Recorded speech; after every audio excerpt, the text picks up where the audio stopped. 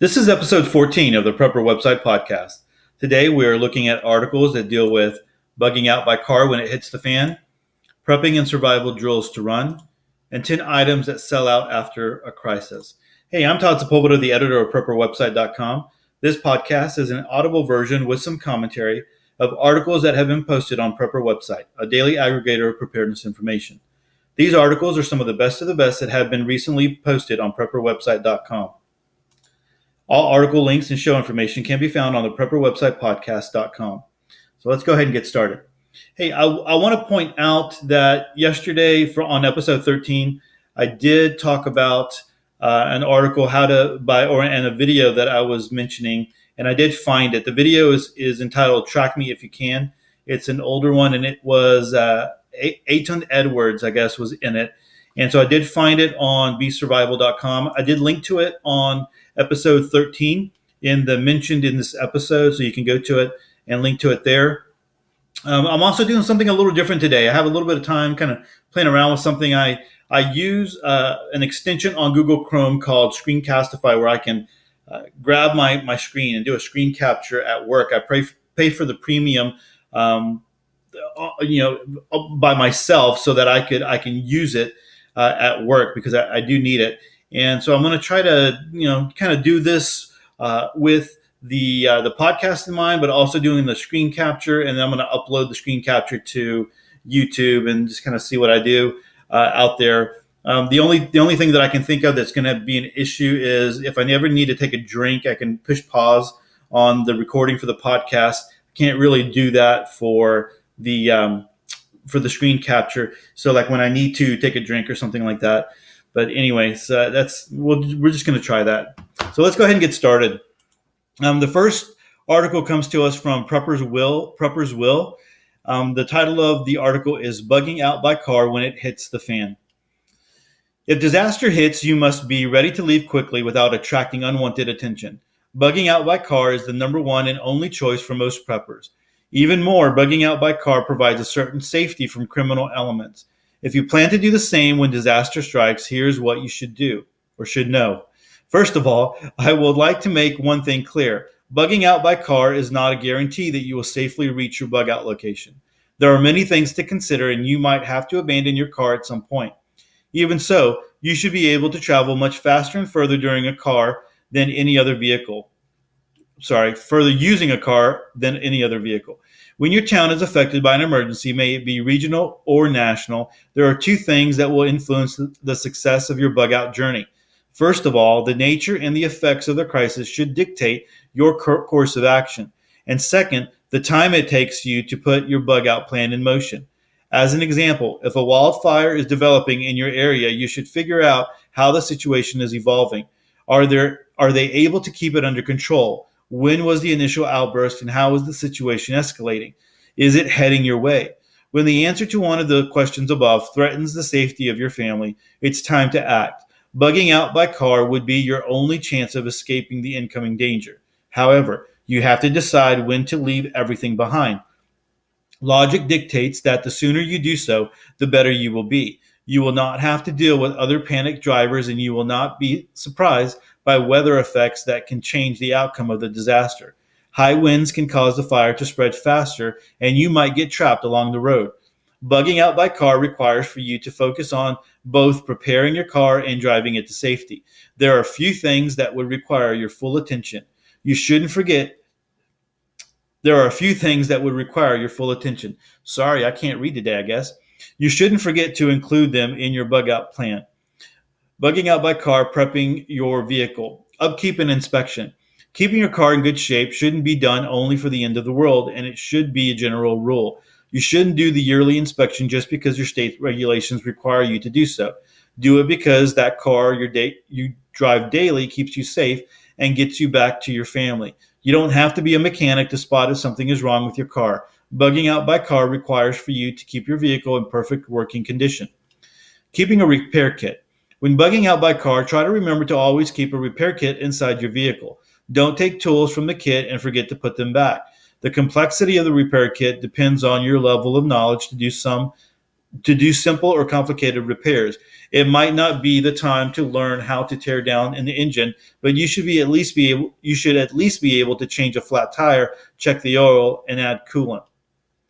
Keep an emergency survival kit. This kit is totally different from your bug out bag, although it may contain similar items. When bugging out by car, the first supplies that should be consumed are the ones from your emergency car kit. Leave the items from your bug out bag untouched. The type and number of supplies you should store in your car depends on your budget, family members, and level of expertise. Besides emergency provisions, you might want to carry all important documents and valuables you own. Keep fuel in your garage. When you are bugging out by car, you should do so on a full tank. Chances are you might not be able to refuel on your way home or on your way out of the affected area.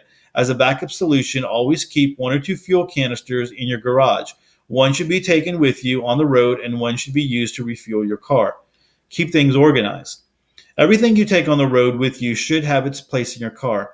Things should be organized for a faster and safer reach. No matter how much stuff you're carrying with you, always know where certain items are located. This will help you pick the right tools or gear for the job when you are required to do so. Bugging out by car requires a careful planning and organization of your supplies. Bugging out by car, traveling tips to reach your BOL or bug out location. If your car is ready and you are on your way to safety, there are a few tips to keep in mind. Bugging out by car requires for you to do certain things to assure a safe travel. Forget the GPS. Many people will rely on this system to get out of Dodge. However, the GPS is designed to take you on the shortest route.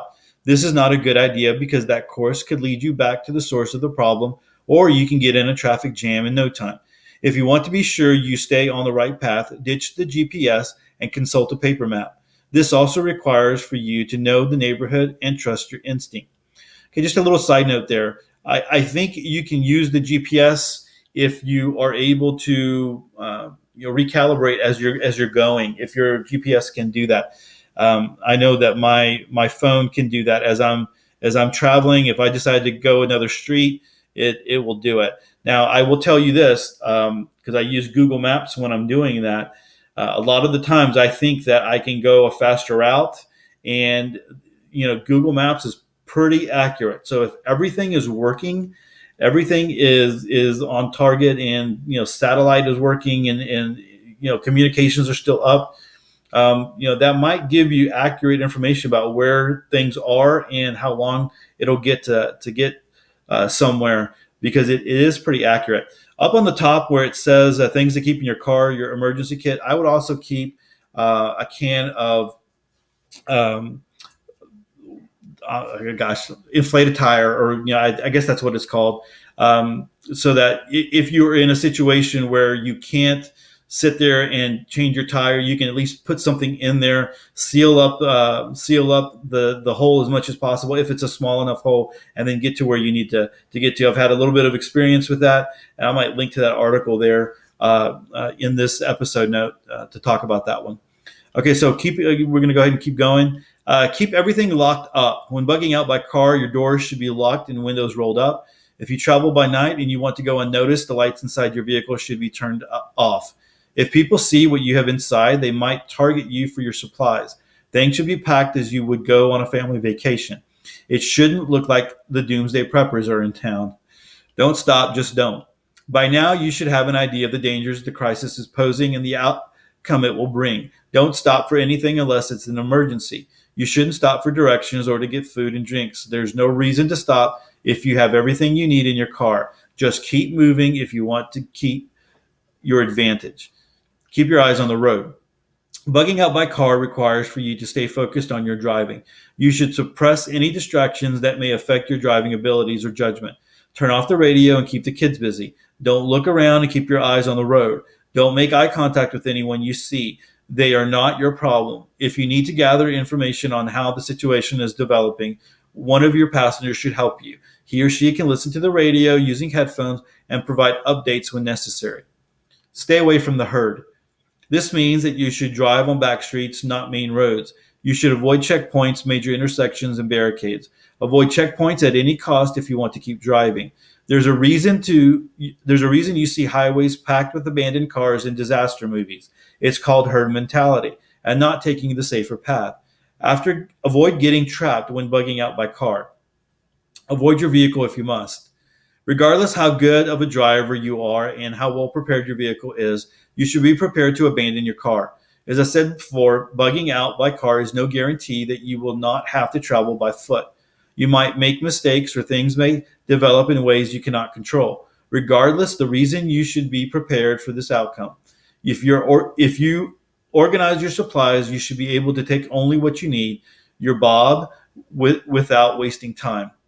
Don't leave your car out in the open. When bugging out by car has a different outcome and you are forced to abandon your vehicle, think a step further. You might still have valuable supplies inside your car and it's no time for charity. Do everything possible to hide your car and the valuables inside it. Drive it off the road into vegetation and use a tarp to camouflage it. Put vegetation near and on top of your vehicle to blend it with the environment. You might want to get back for those supplies if the crisis develops even further. It would be a good backup plan to still find everything where you left it. As you can see, bugging out by car means more than just stuffing your car with survival supplies. It requires proper planning and organization, but also the right driving etiquette. If your emergency escape includes a bugging out by car scenario, make sure you have all the above covered. Hey, one more thing I want to add to this. I did have a guest post on my personal preparedness website, Ed That Matters. A gentleman who did some math, and using time and all that kind of stuff about bugging out. And I think that's very helpful. Don't remember all the specifics about it, but I would go ahead and touch base with that one and look at that one. Sorry, I had a pop up on my screen. I wasn't sure how that got there. I might have just clicked on something. All right, let's go ahead and go on to the next one. This comes to us from.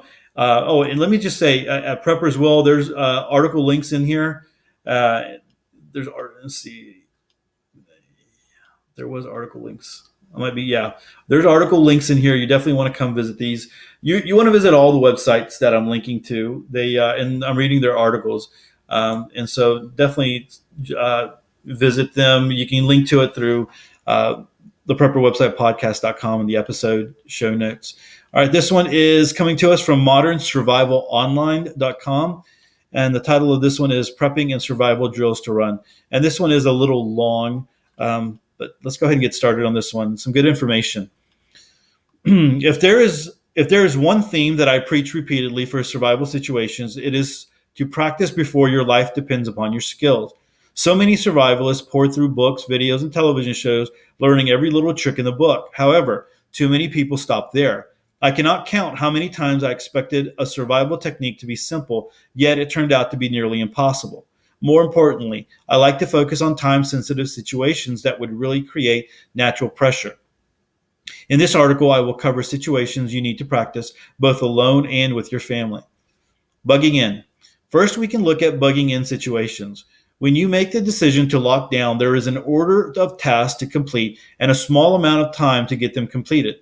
This is a family ordeal unless you live alone, so sit down with a pen and paper and get your family involved.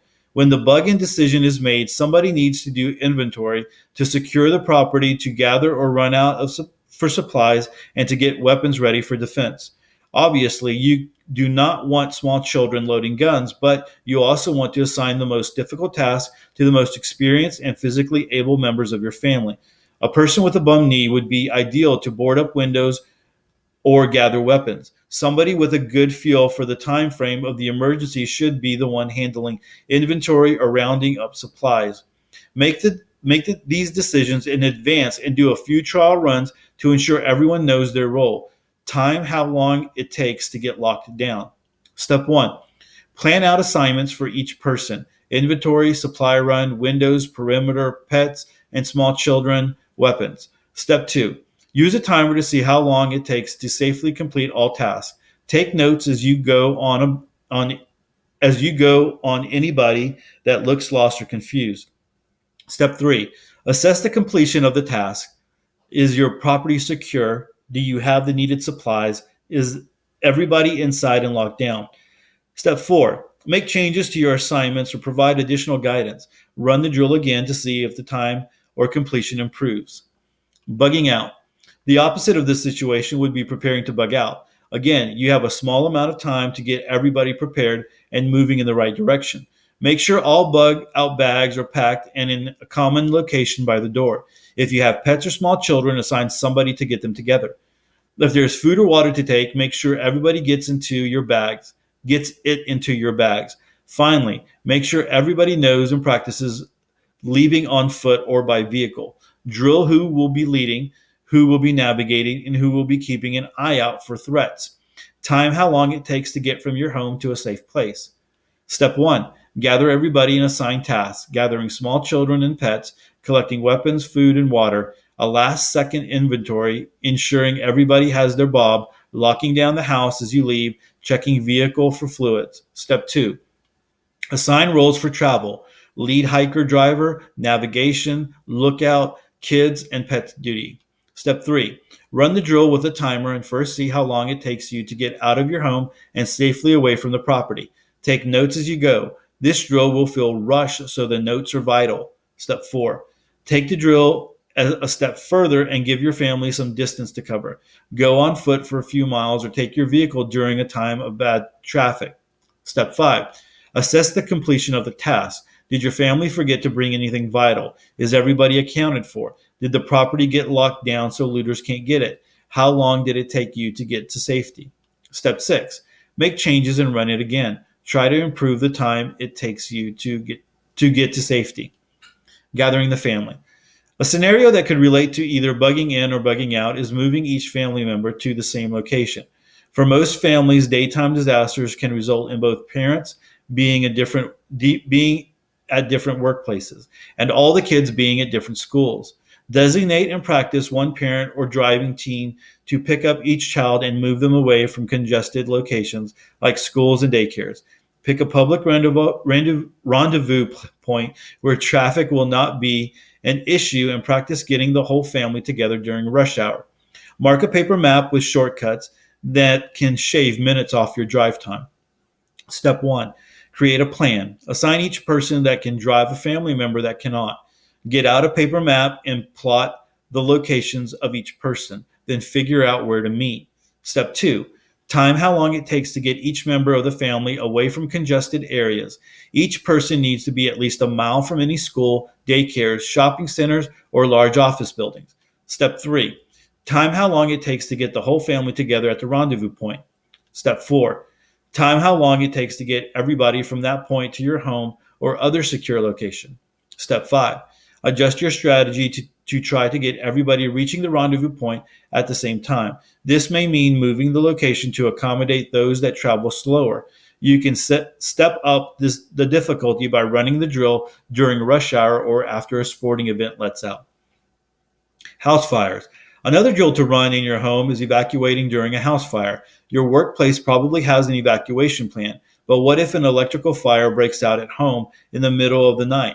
Sit down with your family and designate who will gather small children and pets. Assign one person to make sure they grab their cell phones and have them call 911 as soon as they have left the building. Ensure everybody knows where fire extinguishers are located, but designate one adult to decide whether to try and fight the flames or just bail and wait for help. Again, practice this drill several times by setting a loud alarm to go off in the middle of the night. Step 1. Sit down with the family and assign tasks to each person, gathering small children and pets, grabbing a cell to call 911, ensuring everybody made it outside, deciding whether to use a fire extinguisher or not. Step 2. Tell your family that the drill starts when a loud alarm clock goes off in the hallway, but do not tell them what time it will go off. Try to pick times that would catch them off guard, middle of the night or in the morning when getting ready for the day.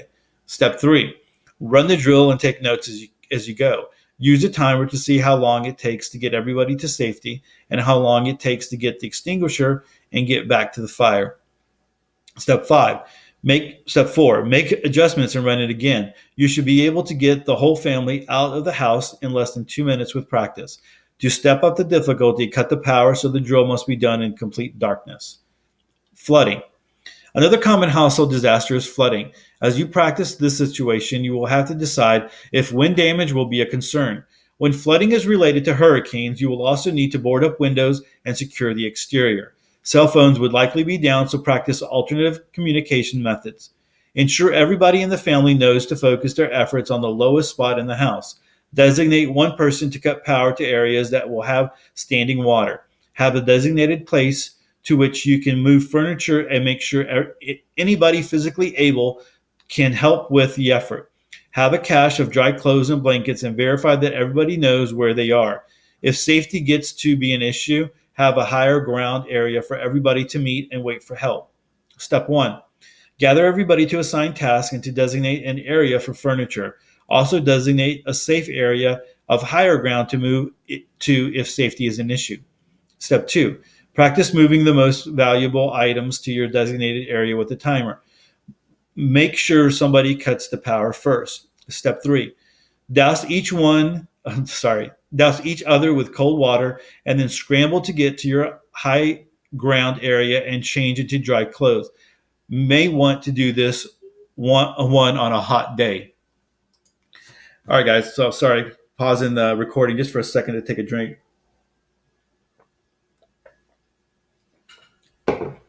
Man, my mouth is so dry. Still dealing with that pollen. All right. Here we go. Riot survival is another good drill to practice with your family. If you're in a crowd and disaster strikes, your family needs to know how to act. The next time you are at a sporting event or concert, have your family pretend that the crowd has gotten hostile. Teach them to walk diagonally across the crowd with arms locked, but never against the crowd.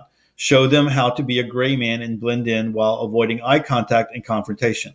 Show them the back alleys and shortcuts that will get you all to safety. Step 1. Run through a list of do's and don'ts for moving through a riot. Make sure everybody understands the danger. Step 2. Find a crowded place. Lock arms and time how long it takes you to get safely out of the crowd. If you notice anybody talking to people in the crowd, making eye contact, or moving against the flow of people, then make everybody start over. Step 3. Review with everybody the things they did right and wrong. Run it again to improve your time. Emergency shelters. Building a shelter quickly can absolutely save your life if you are stuck in the wild. Show your family how to build a lean-to or debris shelter with only natural materials.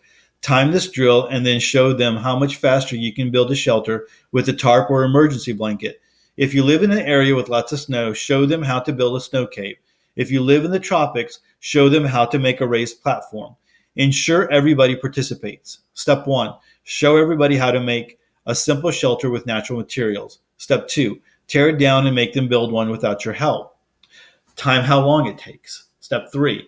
Build a shelter with a tarp or emergency blanket and show them the time difference. Step 4. Take it down and make them build one.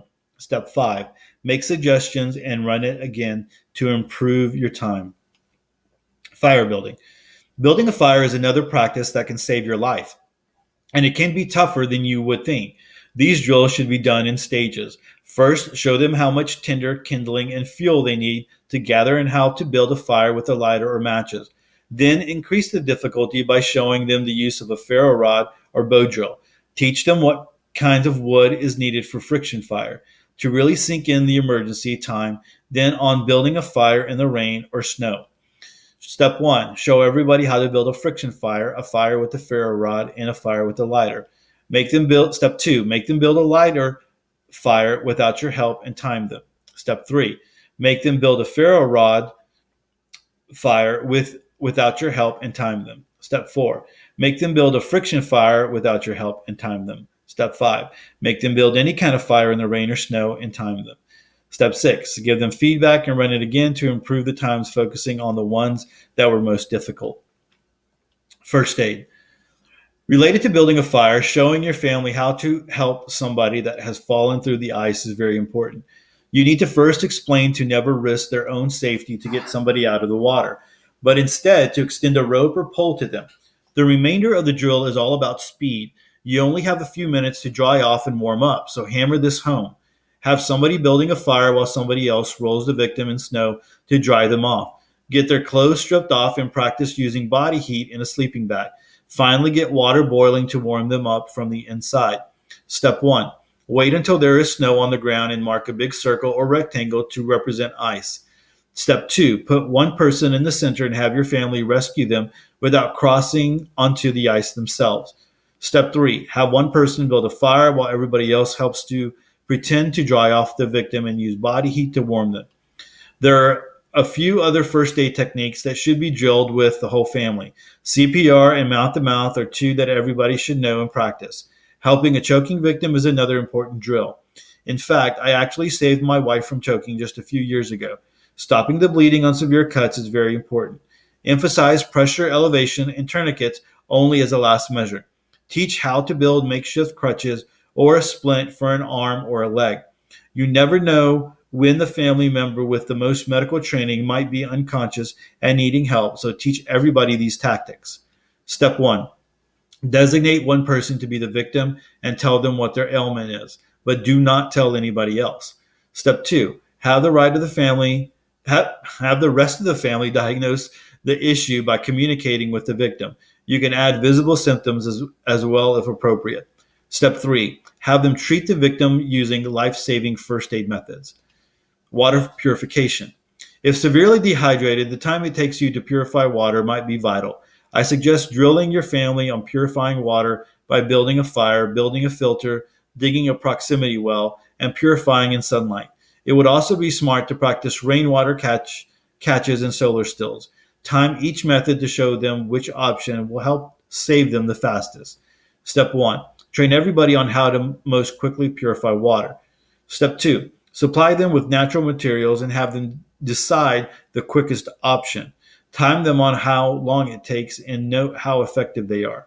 Step 3. Give them a different set of materials and see if they change their mind. Step 4. Discuss and repeat to improve times. Predators. Finally, how to react to large predators should be discussed and practiced. Many people make the incorrect decision to run when they feel threatened. Pretend to be different species of predators and see how they react. If they are not in immediate danger, have them practice building a fire inside a boma and have them sharpen spears. Show them that being proactive is often more effective than waiting to be attacked. I don't know what that boma is. I've never heard that one before. I don't know if it's a misspelling or not, but anyway. Step 1, treat this like charades and pretend to be an animal coming around the corner in close proximity to them. Step 2, see how they react based on the type of animal you are and either attack or walk away depending on how they respond. Step 3, if they respond correctly, ask them to then build a camp for the night that would protect them from this type of animal. If they get it wrong, explain why and do it again with a different type of animal. It is easy to fall into the habit of explaining or displaying these skills rather than drilling them. This is a mistake. Everybody that is able should be required to physically participate in the drills. Just watching or listening is not enough. It is likely that you will know much more than the rest of your family on these subjects, so it may get frustrating to watch them fumble around. Remember that you were once the novice and in some cases may still be a novice. Have patience and make sure each person is able to struggle their way to a solution. It will make for a much more memorable lesson. The only thing that I would add here, there's a lot of links here on different items that you can look at, and well, not a lot of links, but links to items. The only thing that I would add here is you want to teach, especially when you're talking about like maybe like your wife or your kids, you want to help them learn how to problem solve. And so not just drilling and doing that, but what if they're in a situation where they have drilled it and they know how to do it, but just nothing is working right? Like problem solving, what would you do? What would be the next best thing? So there's that drill, I guess, if you want to call it that, is you take someone through a scenario and then you say, okay, what if this happens? And what if this happens?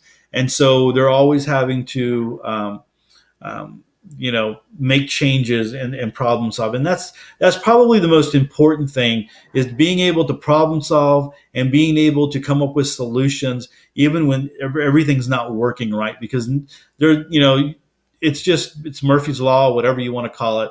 in the middle of a situation that the worst that could possibly happen is going to happen. And so you need to be ready for that. So, all right, so go check out Modern Survival online and Prepping and Survival Drills to Run.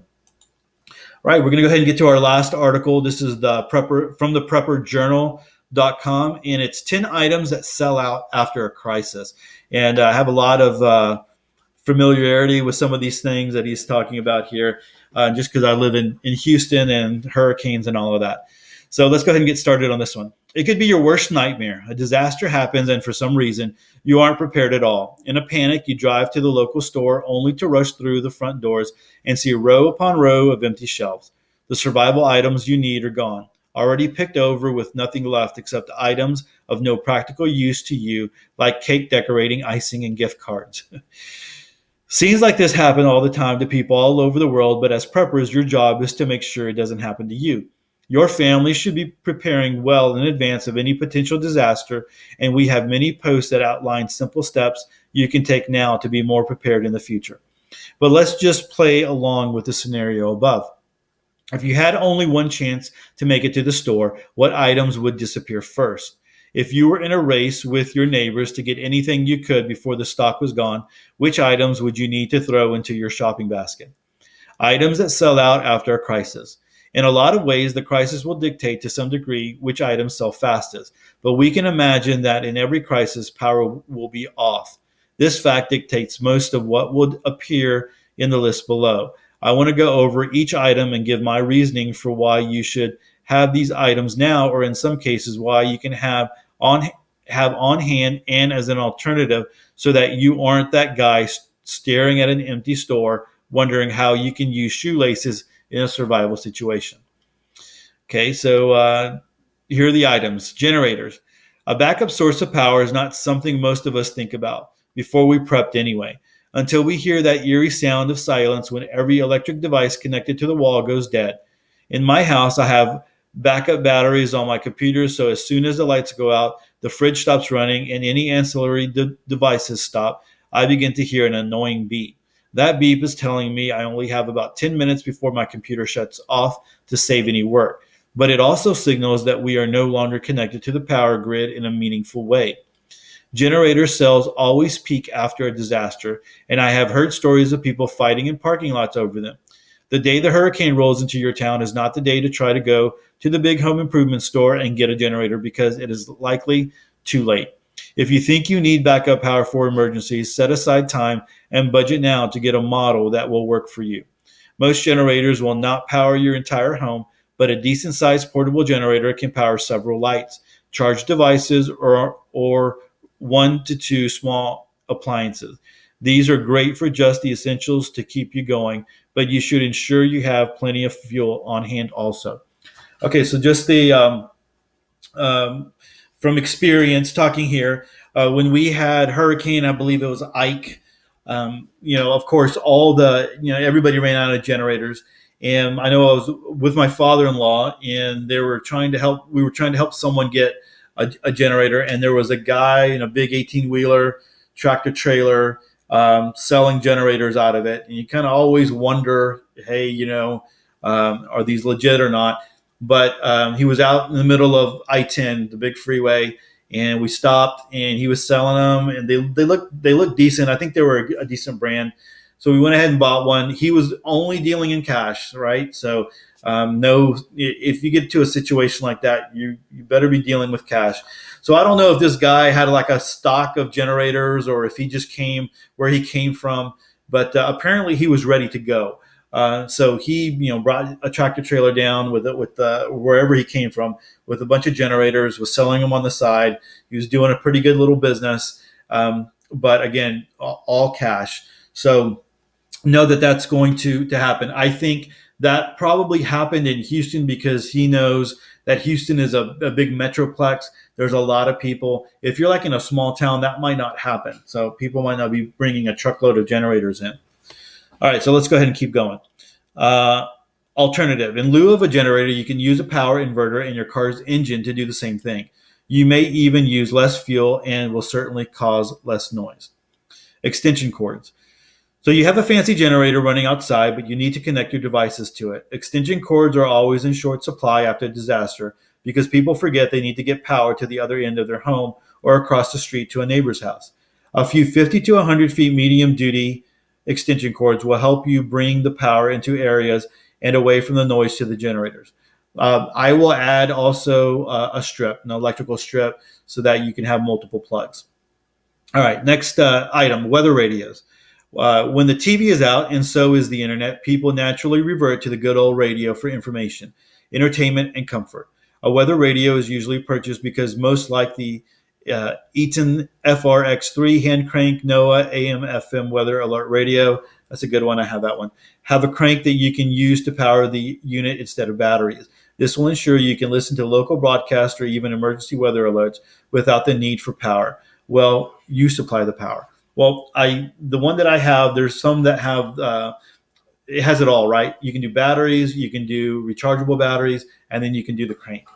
All right, so continuing on, batteries. Speaking of batteries, it's good to do two things ahead of any disaster. First, standardize on a common battery size now. I prefer double A's for most of my devices that take batteries. My radios, headlamps, flashlights all use double A. The second thing is to have plenty of batteries on hand before you need them. I have purchased a couple of the 48 packs of batteries and stored them away for emergency. These are not kept with the battery supply that is dipped into for game controllers and toys for visiting children. Alternative, use rechargeable batteries and a solar charger to keep your supply fresh. Even the best batteries will die eventually, so rechargeables are a longer running option. For the kids and using the controllers, just get some rechargeables, just get some inner loop batteries, and they just work. They work great on that.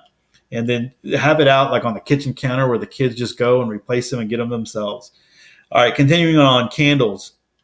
Candles are a grid down staple that can be used for other things besides light. You can heat a room or cook with them if you have the right setup. They aren't a perfect solution because I would still rather have a headlamp than a candle, especially to prevent fires, but they do have their place. Funny, if you watch The Walking Dead, apparently, they each have about 10 dozen with them at all times. Candles are your backup. Industrial fans.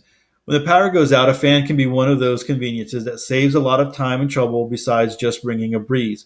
After Hurricane Katrina and Sandy, industrial fans were used to dry out carpet before mold set in. In the summertime, they could cool a decent sized room too and keep things from overheating. Now, you are going to have to justify using the gas you have stored for a fan, but in some cases, these are sold out quickly.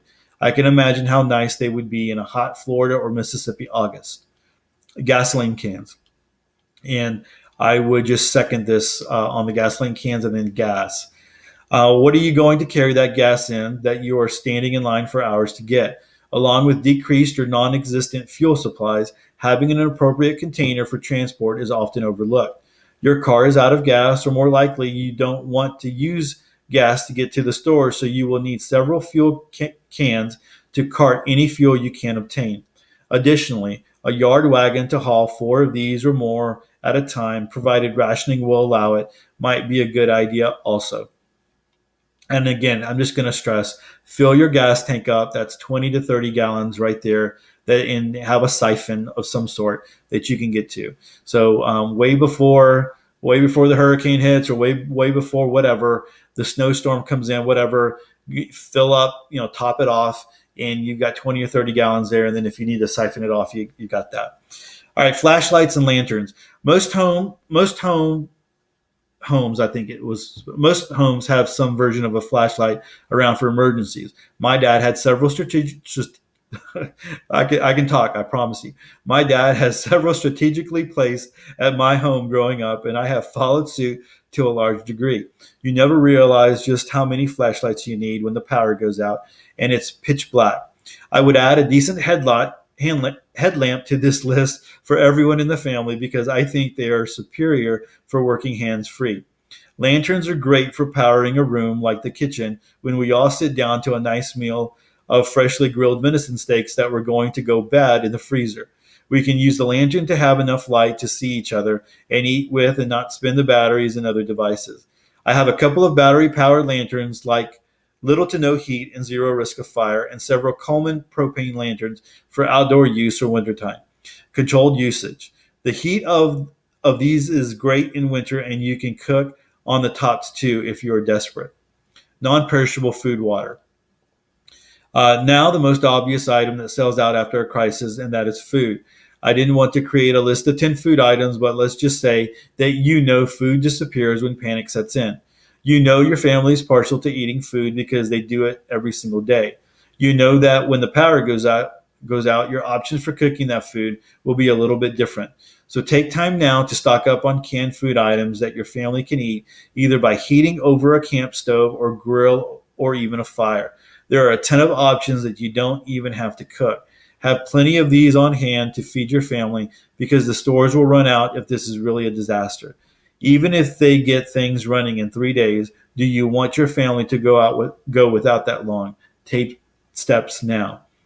This list is just 10 items that sell out in a crisis, but they are by no means the only things that disappear off shelves that we might wish we had. What is on your list of prepping items to make sure you have before it's too late? So, good article just to be thinking about. We should have these things here. Some of these things definitely, some generators, they're not very expensive. And one of the things is, when there is a big, like for instance, in Houston, when we had the big, storm or whatever, people go out and get generators, and then afterwards they're in their garage. They sell them for pretty cheap, or they run them a couple of times. They never change the oil. They never do anything like that. And so they might not start up very easy, so they sell them for very cheap. So you can buy them and do a little bit of work on them, and then have a viable solution there. And so something to think about. So a lot of links here at the Prepper Journal, so go check those out. And like I said, go check out all the other websites as well. And again, I did link to that one. I want to remind you of that article, How to Disappear and Live Under the Radar at Be Survival. That's going to be on episode 13 and not necessarily on episode 14. You know what? I'm just going to go ahead and link it on episode 14 as well. So there'll be a couple of articles on episode 14 that you'll want to check out. All right. So that's it for this episode with all the fumbling and the talking and all that kind of stuff. I know I'll get there eventually one day. So thanks a lot again for listening and being a part of the Prepper Website podcast. Thank you for all of those that are sharing out the podcast with friends and on social media. I really do appreciate it. If you haven't done that, if you'd like to do it, it really helps out the podcast a lot. I've made it pretty easy for you. So if you go to the website, theprepperwebsitepodcast.com, there are ways that you can share that out to social media. And, again, really appreciate that. And then also word of mouth is a big deal. And if you're telling somebody word of mouth that, there's a podcast out there that you're listening to, that's a pretty big endorsement. And I really do appreciate that. And so if you get a chance, come by the website, drop me a line, hit me up on social media. I'm on Facebook, Twitter, Instagram, all those good ones. And, just tell me if you're enjoying the podcast or not. Just say hi. Let me know where you're coming from. I always appreciate hearing from listeners and people who are coming to prepperwebsite.com. So we will be back tomorrow again to finish off the week. Can't believe it's already going to be 3 weeks worth, 15 episodes of the Prepper Website podcast. But don't forget, if you are looking for other preparedness information or articles, we have a ton of articles. I'm only touching the surface of the articles that we post on prepperwebsite.com every day on the podcast. So go check out prepperwebsite.com and check out the other articles that are out there, and get your fill of preparedness information. So until tomorrow, until next time, stay prepped and aware. Peace.